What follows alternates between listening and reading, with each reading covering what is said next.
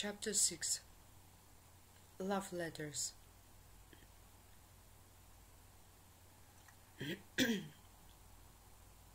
Jo wanted to tell Laurie about Mr. Brooke and Meg, but she could not. He knew there was a secret, and he often asked her, but she did not say anything. He was angry because he wanted to know everything, so he decided to find out in another way.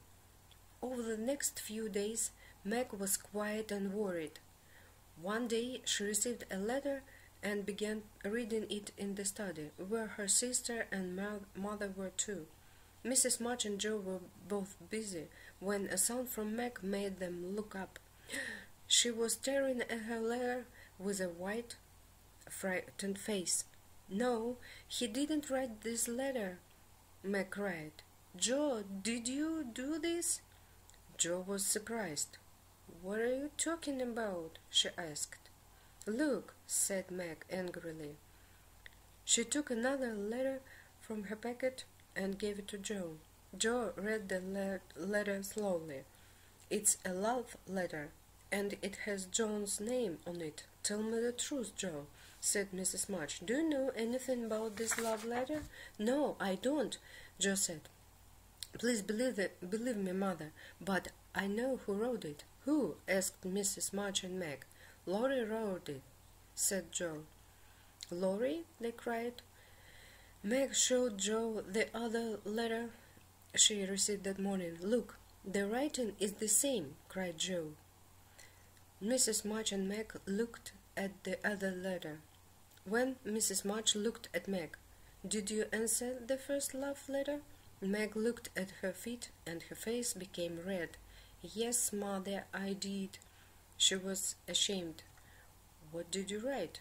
asked Mrs. March. "I wrote, 'Dear Mr. Brooke, I'm too young and you must speak to my father first. I'm happy to be your friend for now.'"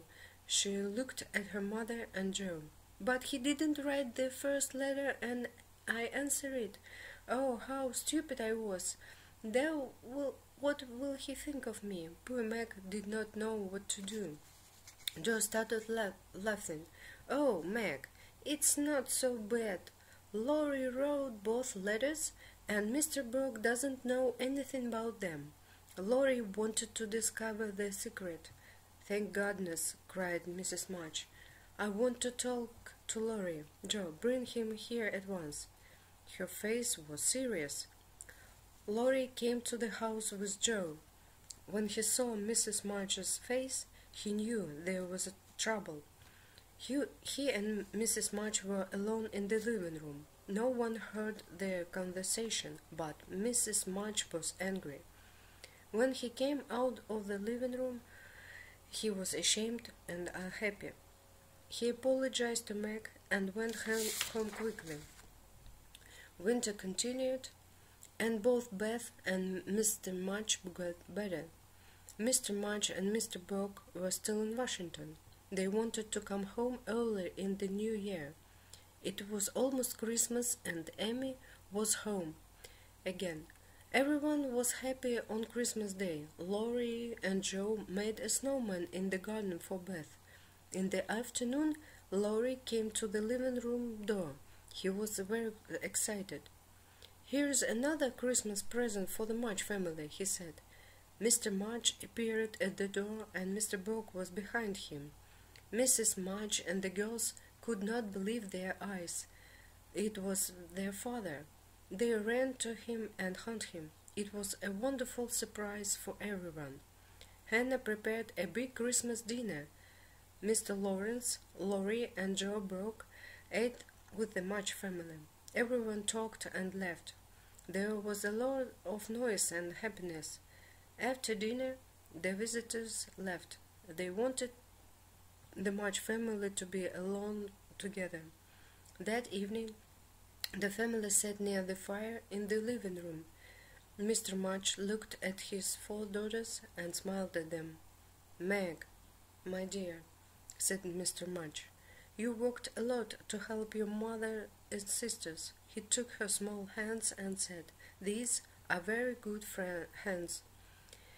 Then he looked at Jo. "Jo, Your hair is short, but you're not a noisy boy anymore. Now you're a lovely young lady." He looked at Beth. "Beth, my Beth, I am happy you're well again. We didn't want to lose you." He put his hand on her head. He turned and looked at Amy. "And little Amy, you're thinking more about other people and less about yourself. You'll make life good for others." He stopped for a moment and looked at Mrs. Mudge. "Yes, you are four wonderful little women.